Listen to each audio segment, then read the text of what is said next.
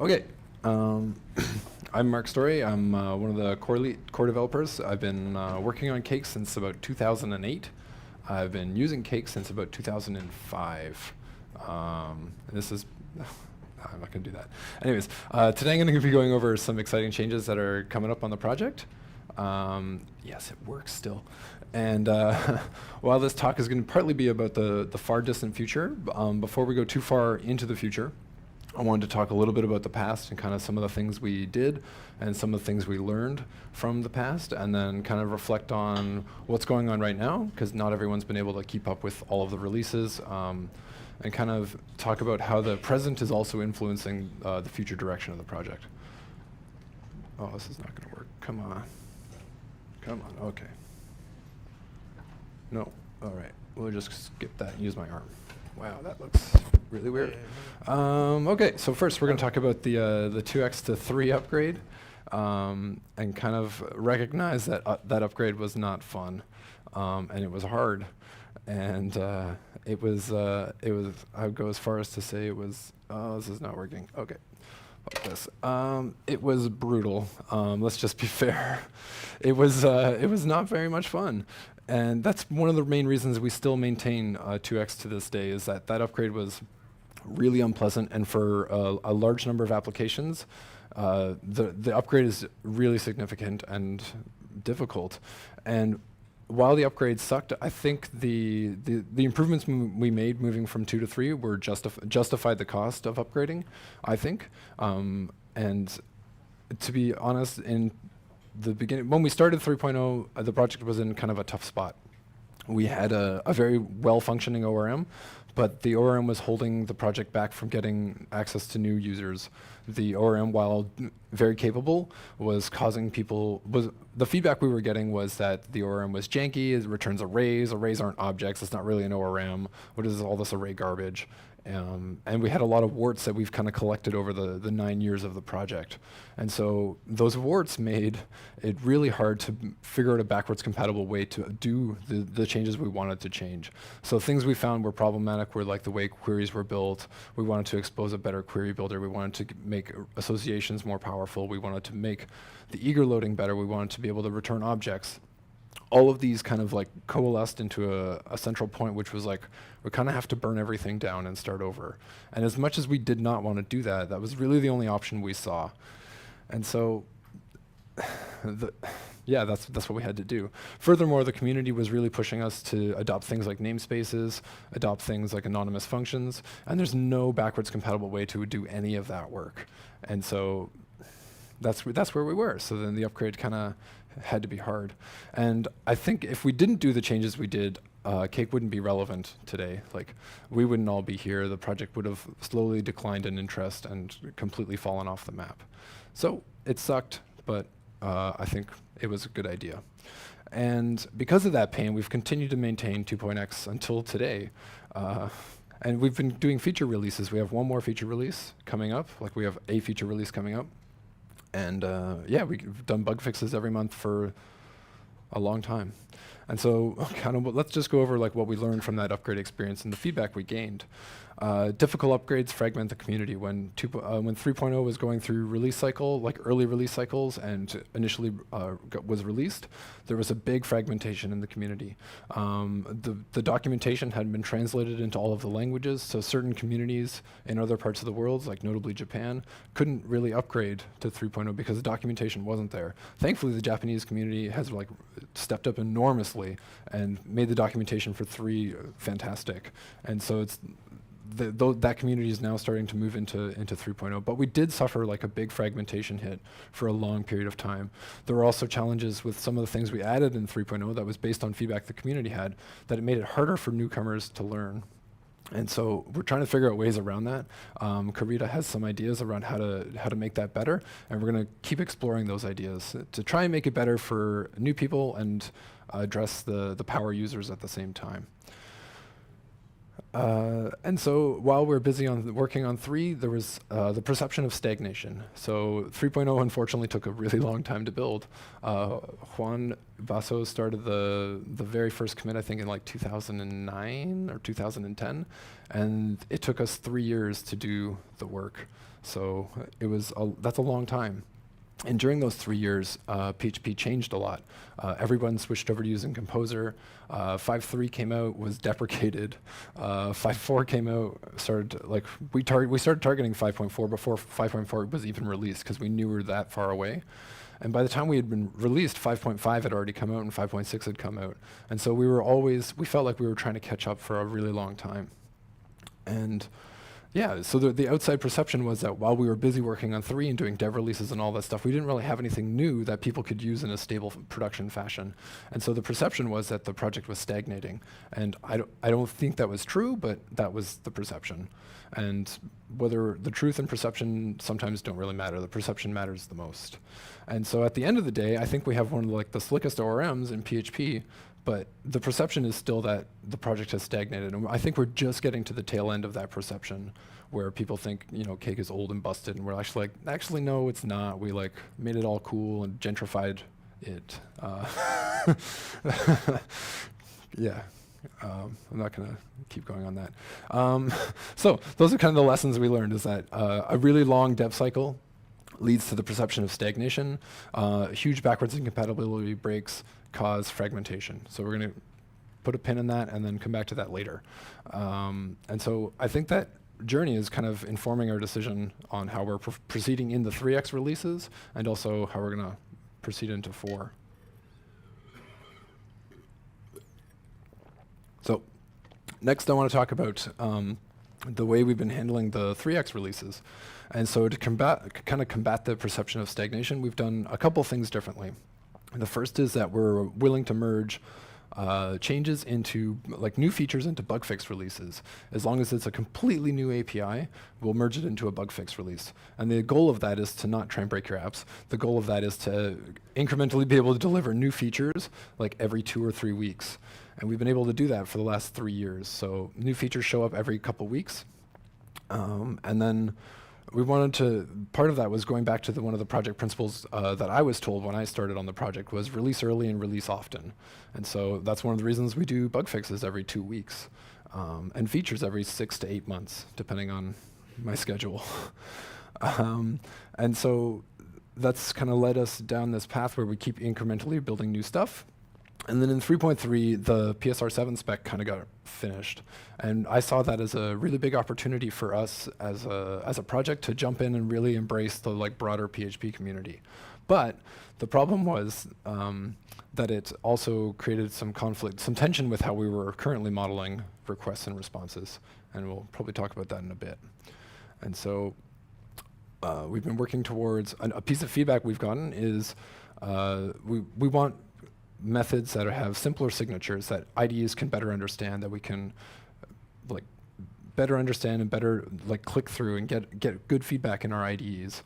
And one of the original design principles of 3.0 was to have combined methods so that there was a smaller surface area on the API, so you wouldn't have to remember twice as many methods.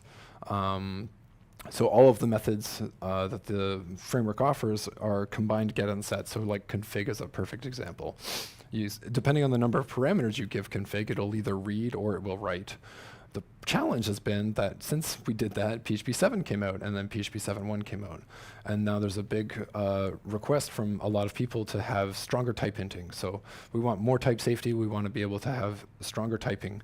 And our combined methods make type hinting basically impossible because the return type is, could be null or an array, or maybe you get an object, maybe it returns this, who knows? It could return a lot of things. So what we've had to do is start splitting up all those combined methods into separate methods, with the goal of giving people people with IDEs simpler support, and also to give in the future we'll be able to turn on strict typing and be able to give people safer APIs to use. So what does that kind of look like? So if you're looking at a current 3.0 example, you'll have these are the combined methods. Does anyone see the fatal error in this code? Nobody. Yeah. The smart quotes, ignore the smart quotes. Getting Keynote to do straight quotes is like impossible. It's actually right here. This template, if template is ever null, it'll go into a read mode. You'll trigger the read mode of template, and you'll return a string. And then you'll get helpers called on a string. And then PHP people are like, no, I don't think so. I'm just gonna kill myself right now. So that's the insidious pieces of those combined methods. We did succeed in creating a smaller, more compact API, but we unleashed all these little like weird things that can happen to people's code. And understandably, the feedback we've been getting is like, I don't like this. Like I want my methods to always work. So the way we're changing it is we're adding the set and the get prefixes that a lot of people have, that a lot of projects use, sorry. And these methods have simpler signatures and can have static types added later. We can't add static types right now because it would require dropping support for PHP 5. So we're not doing that in any 3x release. It'll always be PHP 5 compatible.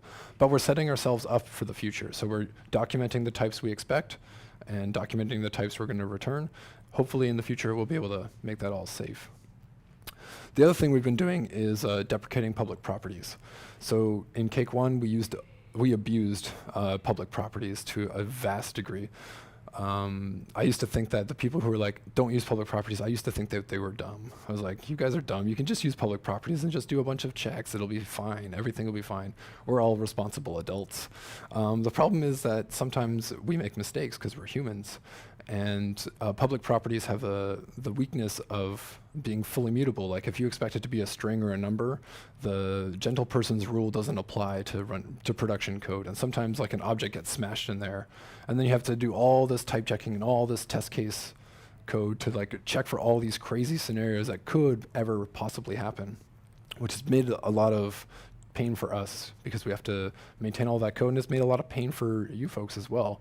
If an object accidentally gets assigned onto a parameter that's public, a public property, your code breaks, and you feel like Cake has failed you because Cake is supposed to help you make apps faster, not make hideous bugs that are hard to debug. And so we've been deprecating all of the public properties. Soon the framework will have none. I hope that's okay. The goal of this, obviously, is to help provide better type safety and better errors earlier. The other thing that we've been adopting in the current releases is PSR7, which was introduced in 3.3. So in 3.3, we added the application class and then added the concept of middlewares, like you could use them, kind of. And then in 3.4, the request and response objects that Cake gives you implement the full PSR7 interfaces, so you can start using those methods everywhere. And we've started deprecating the methods where our methods overlap with the standards methods. The goal of this is to kind of work towards PSR7, because I really think that being able to leverage code from outside of Cake and being able to leverage code across plugins and being able to share code back into the broader PHP community is a great way to engage those people and a great way for our project to be like a responsible citizen. I also believe that PSR7 it follows a model that has worked really well in other languages. So like Python and Ruby have like WSGI and Rack, and those models I think could work really well in PHP. Like, wouldn't it be nice if Apache implemented PHP, like if there was an Apache module that implemented PSR7, and then you just plug your application into the web server and you don't have to deal with the super globals anymore? I think that would be pretty cool. But we can't do that unless we can get broad community adoption for these types of community standards. So the request and response also broaden the scope of immutability. This is a concept that's not super familiar to a lot of PHP developers, and so we've had to do a bit of education around this. The collections are immutable, the request and response objects are immutable, and we've also introduced immutable time objects. The goal of these immutable objects is to help reduce accidental mistakes. Who's ever passed a date time object to somebody, to a function, and then had it mutate right underneath them? Yeah. It's super not fun when that happens. You give someone a datetime object, and while they're trying to look at it, they accidentally modify it. And even though you didn't ask for them to modify your object, you don't know that you've called a function and they've messed around with your datetime object under the hood. And that also complicates the ORM because the ORM can't see inside the datetime object and see like, oh, that datetime object, the seconds are different. Like, oh crap, like we have to persist that. So we would miss persisting datetime objects a lot of the time. So instead, with an immutable object, the assignments and the replacements are very, very clear, and all of the side effects are super clear because you have to, when you're reading the code, there's no secret side effects, like it's, you replaced the response object. So yes, you intentionally decided to destroy the response and build a new one. And so the side effects of the code become very straightforward to read. So you can just read the code top to bottom. There's no side effects. You can pass a response object into a function, and they can't like muck around with it and break your response unless they return the response and then you do the side effect. So the goal with these kind of immutable objects is to make all the side effects really clear and really easy to understand. So let's look at how an immutable object kind of works.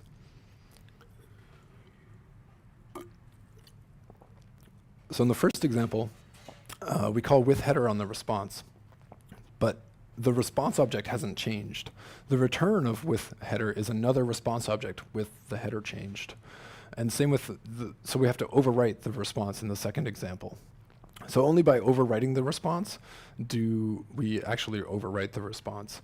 And yeah, you can recognize all of the immutable methods because they all start with. So the with prefix goes alongside get and set. So set means in-place mutation, and with means like a copy or a replacement or an immutable object. So anytime you see a with on a method, it means it's an immutable style, and you'll get a new object passed back. And while this does make the code a little bit longer, because you have to assign the variable again, I think that makes the code a little bit clearer. The other thing that's nice is all of these with methods are automatically chainable, and they only have one return type. So you'll be able to chain all the methods together, and your IDE will be able to autocomplete all of that, or your editor will be able to autocomplete all of that, and we'll be able to give you static type hinting on all of that stuff. So your code will just work out of the box. And then alongside these immutable objects and response and request objects is the concept of middleware. And middleware comes from, I think it's from the WSGI specs, so it's from Python. And instead of thinking of your application as like going into your controller and firing events, and then events mutate all the state, you think of your application as like an onion. And you build your application in layers of behavior. So I showed the same graph last year, but I think it's worth going over again. I also did an example of middleware in the tutorials, but it's worth reviewing again. The concept of middleware is that each layer is small and focused and only kind of does one task. And then when that task is done, you either delegate to the next layer, or you abort the request and return a response.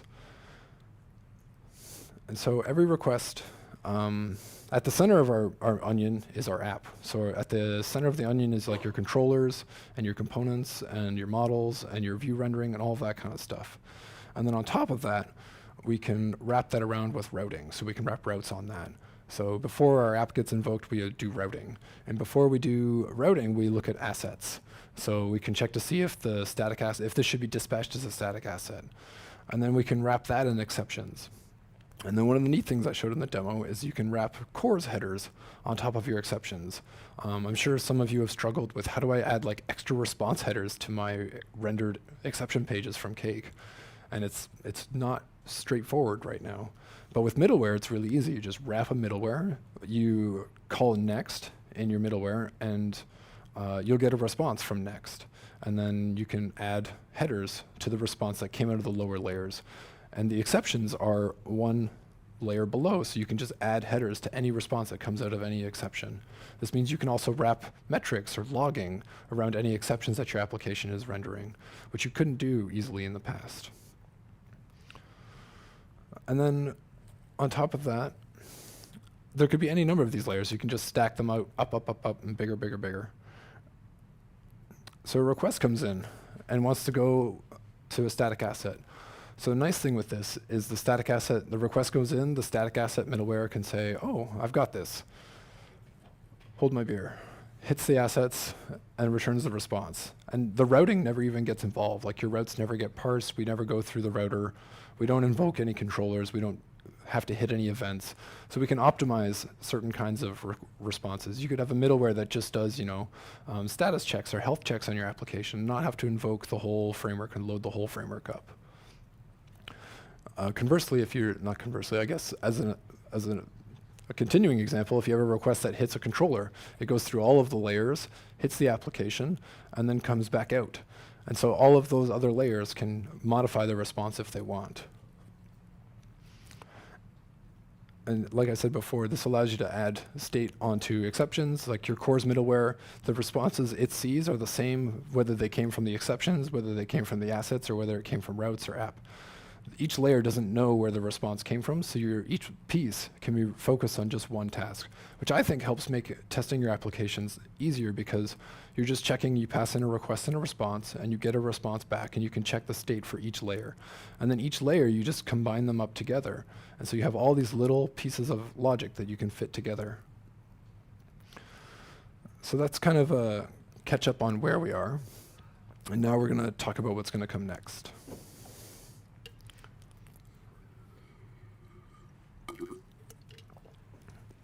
So the next big release is 3.5.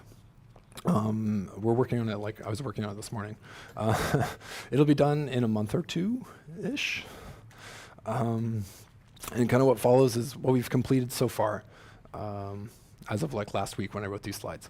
So the first thing that we finished is a bunch of new middleware. And so the CSRF component, encrypted cookies, and authentication have all been turned into middleware for your application. And so there's a new middleware that does HTTP security headers. So if you're doing like XSS options or the iframe headers, the X iframe, like the header that stops you from being iframed, that's a new middleware that you can use. And authentication's been split out into a standalone plugin. It's not production ready yet, but we're in the very early phases of like building it out and getting it to a place where it can be used in production. That's one of the reasons it is a plugin, is so that we can build it alongside, get feedback from you folks, figure out where it's not working, what use cases it's not handling, build all of that into it before it's finished, I guess. And it allows you to opt into the feature, the new middleware, when you're ready. So as opposed to like just coming to a release and be like, boom, new middleware, we broke all your auth, sorry. So that's one of the things we learned. That's an example of how we were using the learnings from the past to inform the future.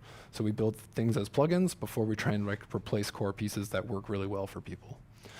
So how do those middleware kind of look? What do they look like? So encrypted cookies used to be done through the cookie component. What if you wanted to like read or write, like read encrypted cookies from the view? Like you couldn't because the cookie got encrypted and decrypted in the component. So like that sucks. How do you like read that? So now what you can do is you can not use cookie component, and you can use this new encrypted cookies middleware. And what it'll do is whenever a request comes in that contains encrypted cookies with the key of remember me or secrets. So if it sees a cookie named remember me or secrets or any of the names you give it, it'll decrypt it with the provided encryption key.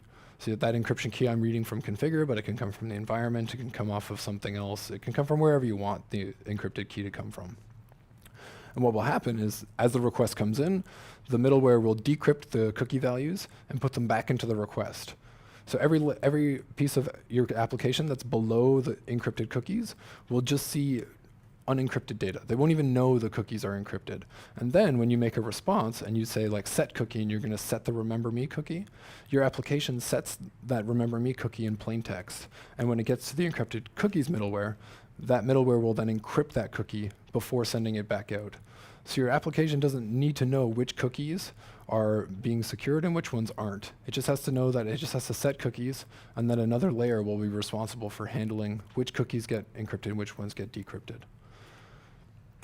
The middleware is also fully backwards compatible with the encrypted data from the cookie component all the way back to like the 2.x cookies. So it should make upgrading fairly straightforward. CSRF component works in a very similar way. You pass in some parameters during construction, and then you apply the middleware to your application, and all of your actions get protected from CSRF tampering. We haven't done security component yet, but it'll happen next. And you may be thinking like, this is great, but middleware is like your whole application. Like, I don't want CSRF protection on every single action. That's annoying. Or maybe you don't want encrypted cookies, the overhead of encrypted cookies on every single piece of your app. It would probably be nice if you could do that for like just some parts of your app, right? So you're in luck. What we did in 3.5 is added the ability to do routable middleware. So what that means is you'll be able to apply middleware to specific paths of your application. So instead of, you'll still be able to wrap your whole application in middleware, but you'll also be able to wrap certain paths, similar to how you would do it with components. So what does that look like? So inside your routes file, you can register new middleware with names. So you can register auth, and you can register cookies. The other thing you can do is register the same middleware multiple times with different configuration and a different name. So you could have like your public cookies and you could have API cookies and have 2 instances of the cookies middleware, but with different configuration. Like if you want to have different cookies with different encryption keys, you can apply it multiple times to your application. And then inside a routing scope, so in the workshop I talked about like why routing scopes are so great, but this is another reason, is that you can apply middleware to a routing scope. And what will happen is you can attach middleware, you can attach any number of middleware to any number of scopes. So each scope could define a different group of middleware that's been registered. And then what will happen is when we dispatch a request, we take the URL that's being requested and then check it against all the middleware stacks that have been attached. And we match based on URL from longest to shortest, and we add those into the in-flight request. We modify the middleware stack for that request, and then dispatch all of those middleware as well. So it's just like you would wrap your whole app in an onion, but there's a layer that checks which URLs need to have which middleware applied and automatically just sorts that out for you. This allows you to avoid writing URL conditions in your middleware, which is currently how you would solve this type of scenario. It allows your middleware just to be focused on the task it's handling and not how it's coupled or bound to the application. So 3.5 is coming out in a couple months. What next? What's the big next thing? So the next big thing, we have 2 more releases that we've planned. There's more obviously, but we've only planned 2. Volunteer time, right? So we've planned 3.6 and 4.0. And so what are those going to be all about? And normally I wouldn't talk about 2 releases at the same time, especially not one that's backwards compatible and one that's backwards breaking. So the major releases, the 4 means we're going to break some backwards compatibility. And normally we wouldn't talk about those at the same time, but I'm going to talk about them like they're one release. And the reason they're kind of one release is that 3.6 is going to be continuing to be backwards compatible with the application you have now. So you'll have the same type of upgrade experience you've had all through 3.x. So you should be able to just do composer upgrade, and then it should just work. Fingers crossed. If it doesn't, please report the bugs so that we can fix them. Yeah, please report the bugs. One key difference from 3.6 from other 3.x releases will be how deprecations are handled. Right now, deprecations are only done in the documentation blocks. So we write in the documentation, please don't use this other method instead. What we'll be doing in 3.6 is something that worked really well in the Symfony community and works really well in the Ember.js community, is we'll start emitting runtime errors that e-user deprecated, which is you can turn those errors off and just be like, shut up, I don't care. Trying to get work done. But what you can do is turn the errors back on and see where all of the places where your app is going to not work in the future, like where you're using all the deprecated methods. The goal of these runtime errors is not to break your test suite, it's not to cause you a ton of anguish, it's to help you get ready for an upgrade. Like I said, we learned from the 2.x upgrade to the 3.x upgrade where like just burning the earth down is a bad idea. So what we want to do is make it so that it's easier for you to upgrade. So after 3.6 will come 4.0. We're hoping to get these releases done at the same, I'm not going to use the air quotes, close to the same time. Air quotes don't exist in Japan, I found out. Yeah. So we're trying to get the releases done at the same time. Whether that will actually happen is like hard to guess. But it'll be easier than they'll be close together. So if you upgrade your app to 3.6 and get all the deprecation warnings fixed, you should then, in theory, this is all vaporware, right? Like you guys You folks all know how software works, and we haven't written any of this code. The goal is to allow you to upgrade your version number, and then your app should mostly just work, with some caveats. Yes, there are caveats. There's always caveats. The caveats are interfaces. So unfortunately, there's no backwards compatible way for us to add methods to an interface. If we add a method to an interface and you implement that class, your class is now broken as far as PHP is concerned. So we can't really add methods to interfaces. So what we do right now is we document in the interface the methods it's going to have in the future. So in 4.0, we'll actually be adding all of those methods and removing any deprecated methods from the interfaces. So if you've implemented any of the interfaces directly, you'll have to update your code around interfaces. The other thing you're going to have to do is fix a little bit of type hinting errors. But your routes, your bootstrapping code, your models, your controllers shouldn't have significant changes to be done outside of the interface updates. If you've not directly implemented any of the core interfaces, your app should just be able to upgrade. The other thing that we're doing in 4 is going to PHP 7.1.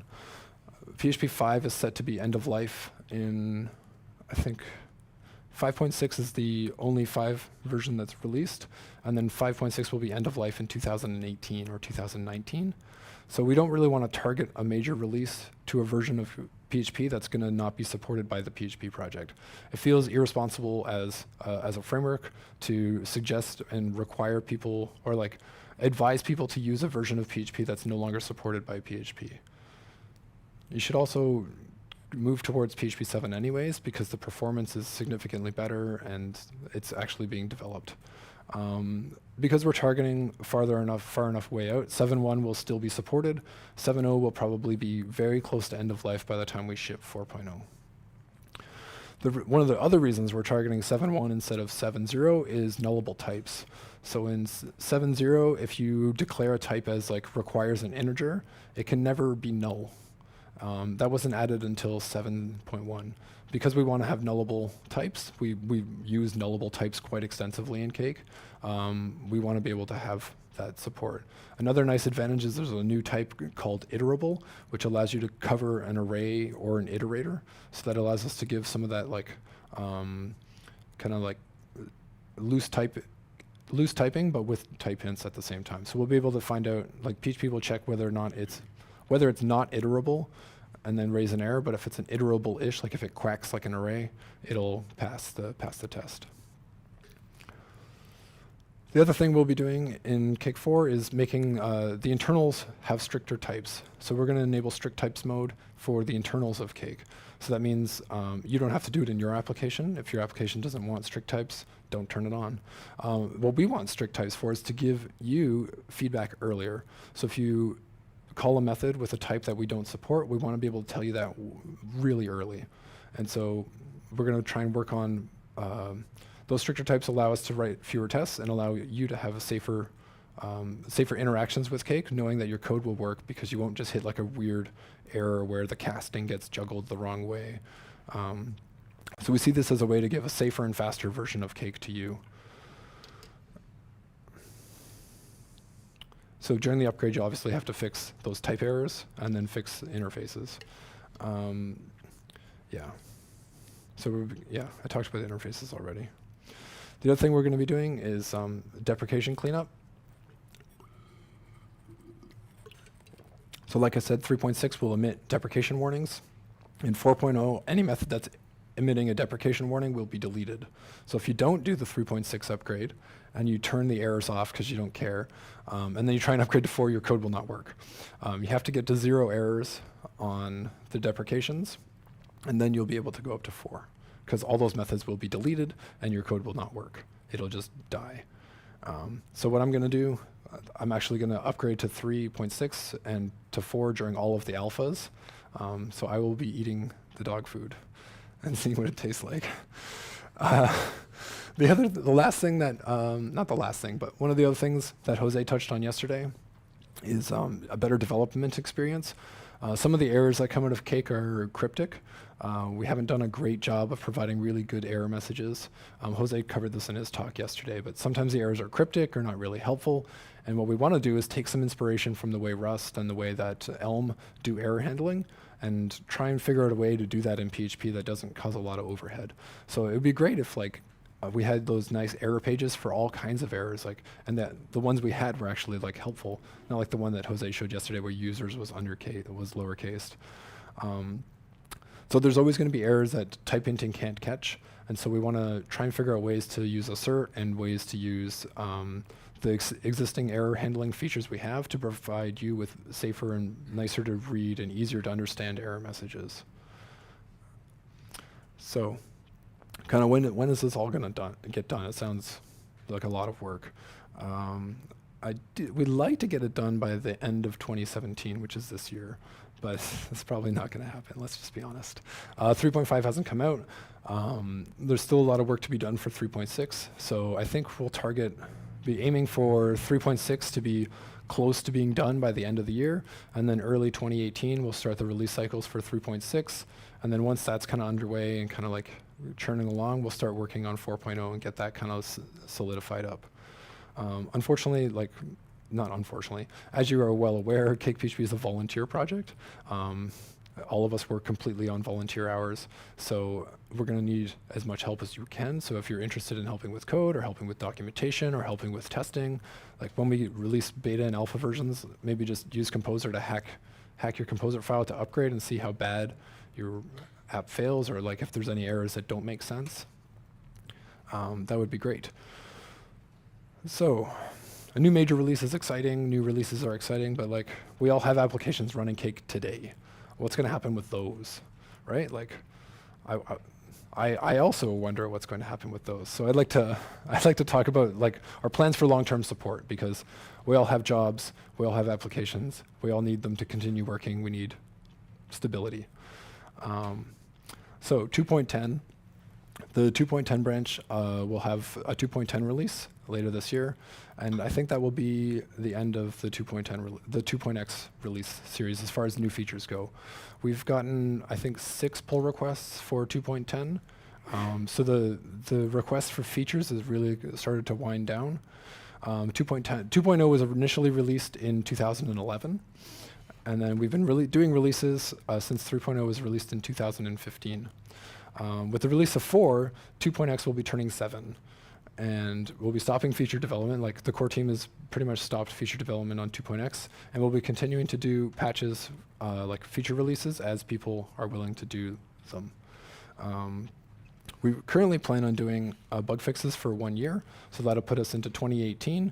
At that point, we figured 2.x is 8 years old, and we've done the best we can at that point. 8 years is a really long time for software. Linux versions, long-term support is 3 years, so we'll have done 8, and yeah.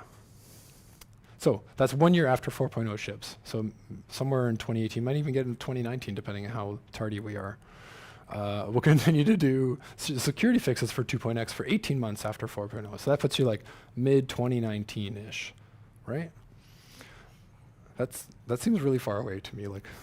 My little boy who's 2 months old will be 2, so that's a long time, I think. Yeah, it goes quick. Yeah, it does go quick. Just like kids, they grow up so fast. At the end of 2019, we'll probably stop supporting 2.x, and it will join. It'll join 1.3 in the Hall of Champions, and the docs will still be available, but we won't be doing any active support on it. 3.6 will also be a long-term support release. If we can get the upgrade right, the 3.x release series won't have a ton of reasons to continue being upgraded and having new features added, because it'll be a fairly straightforward upgrade from 3 to 4.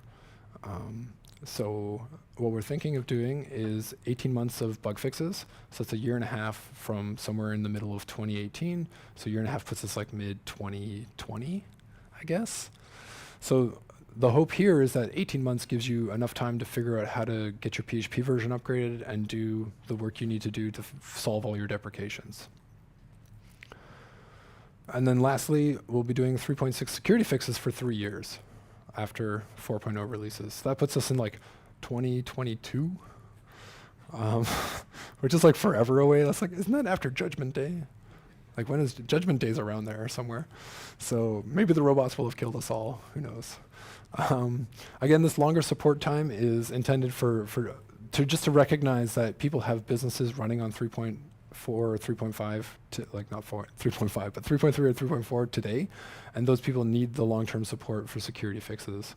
And honestly, Karita's broken 3.x in so many ways that hopefully there's not very many ways left to break it. Yeah, so we're hoping this gives you enough time to plan an upgrade and do what you need to do.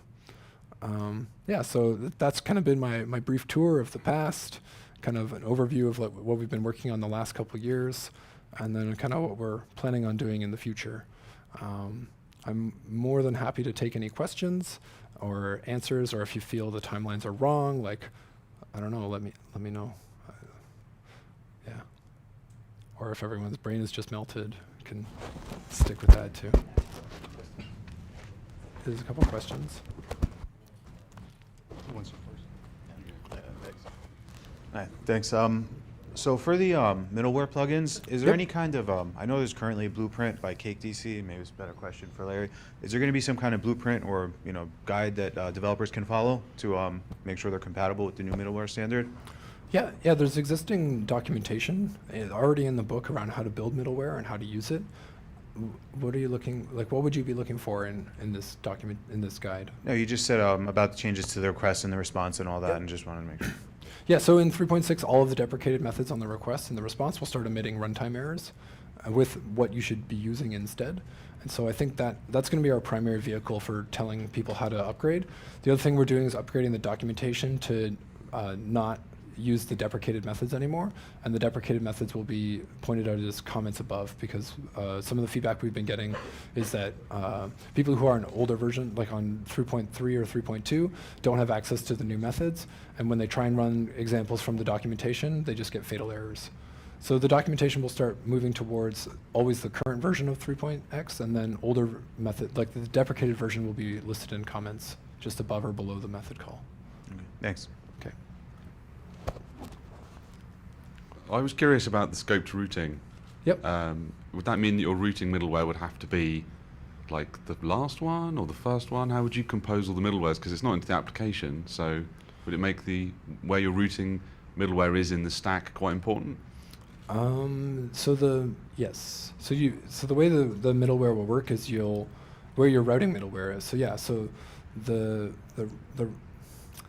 scoped middleware gets added inside the routing middleware, which is usually lower down than your assets and that kind of stuff. So of course the order is always very dependent. Yeah. Because if you were scoping for assets in the routing middleware, you'd have to do that before. Otherwise, it would never reach it. Because you wouldn't, if you didn't include the next layer in the scoped route previously, it wouldn't work, right? If you have the assets bound as both a global middleware and as a scoped middleware, I probably wouldn't do that because that's not how the assets middleware is designed to work. But if you did it as a scoped, like inside of a scope, what will happen is the application will go from your outside application middleware, go into the center, hit the routing middleware, do a lookup for all of the scoped middleware, stick that into the stack before going past routing middleware. So before you leave route middleware, you'll have hit all of your scoped middleware, if that makes sense. Yeah, thanks. I can go back to the diagram. Yeah. Right. So if you had middleware between the app and the routes, your scoped middleware gets applied in this layer here. So you'd go like in this way, hit here, your scoped middleware would get resolved, like found and located. All of the scoped middleware would get applied here, and then you would go past scoped middleware. You'd go past the routes middleware into the lower layers. Yeah. It's a little like shenanigans trick that it's actually not that shenanigans. We just modify the middleware stack on the fly. Yeah. Cool. Yep, Ed? Mark, we have a an old 1.x application, and it's been a 2.x application for Yep. about 4 years. And most of our business logic is inside the models, and we know the models have changed. Yes. And so, read the migration guides and so on, but any words of wisdom on the obnoxious task of getting to Cake 3? Any words of yeah. So the hardest parts are adapting finders. So the 3.x finders, there is the query builder. We also support a mode where you can call find, and the second argument can be an array, and it quacks very close to the 2x finder. So Okay. what I've seen work well is people build another application beside their 2x application, and then incrementally move code paths from one application to the other. And then they deploy both applications as one artifact, and then you use your web server to route traffic from the 2x app into the 3x app once you've moved one vertical. So let's say your application has a set of predefined verticals, or maybe the models don't have like a big, nasty, tangled relationship. I don't know. But I'm going to assume that there's somewhere where you can like draw boundaries around, like these models have these associations and they don't reach out, and then you can move the code for those, write all your tests, and then build the controller to handle those resources, and then move the application one controller at a time. I would not recommend doing a gigantic rewrite and trying to like just windmill slam it into production. I would never do that. Like, I would do it one controller. You could even do it one controller method at a time. If you look at how Apache can do Yes. load balancing between two backends, you can, or Nginx can do like proxy pass between two backends. You can run 2 virtual hosts on your web server, and then put like a load balancer in front, and then just move one controller action at a time. Okay. It'll take a while. Unfortunately, like there's no easy, fast way to do it, but it will let you do it piecemeal and not have to like spend 6 months not delivering any value to your customers. Yeah. The site still needs to run, yes. Yeah, exactly. Totally. I totally understand that. Yeah, Thank you. no problem. But there's one behind you, Ed. Jumping in, yeah. So we have a legacy application running 2x as well. Yep. And so we need to move to 3, and your suggestion around doing a control at a time is really good. But I have another question, and this comes into some of the comments you made about the previous versions of PHP when you were doing 3.0 the first time. Yep. And I know this is a very general question, but it almost feels like you're always playing catch up. So I'm going, hey man, 3.5 is going to be absolutely amazing, and some of the middleware and the core stuff solves a lot of our problems. But now we have to wait for that. So cool, we'll wait for that. But now 3.6 is going to have some stuff. 4 is going to have some extra stuff. Yep. You're almost going to be waiting forever. So do you have any suggestion on the line where, yeah, there is good stuff coming, but you move to this version and move to this now for those reasons? What would you do if you're going, wait out for 4, no, wait out for 5? What would you suggest when, and it's the same things around your PHP. You could have waited for PHP 7 forever, Yep. but at some point you go, no, let's do this. Have you got any suggestions around how to make that decision on when to move? When to move?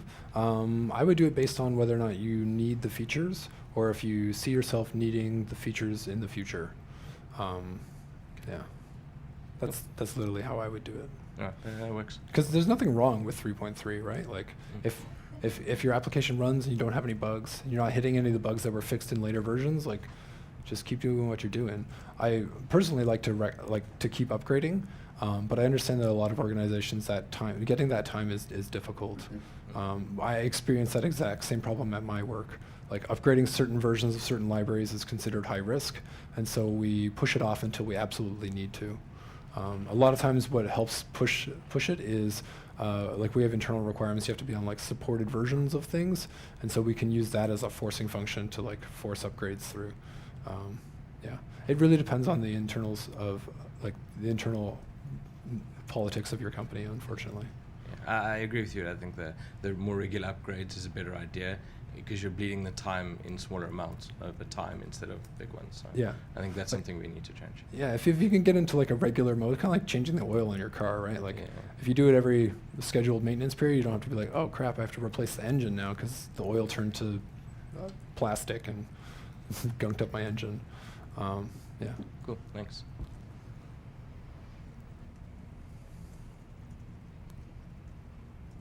No other questions? I really want to throw if you'd rather just ask me one-on-one, like I'm always around and always willing to answer any questions. So don't feel you have to ask in front of the whole crowd. You can just come up to me afterwards as well if you want to do it that way. Or email me or talk to me on Slack. All right, lunch is ready, so we should probably do that.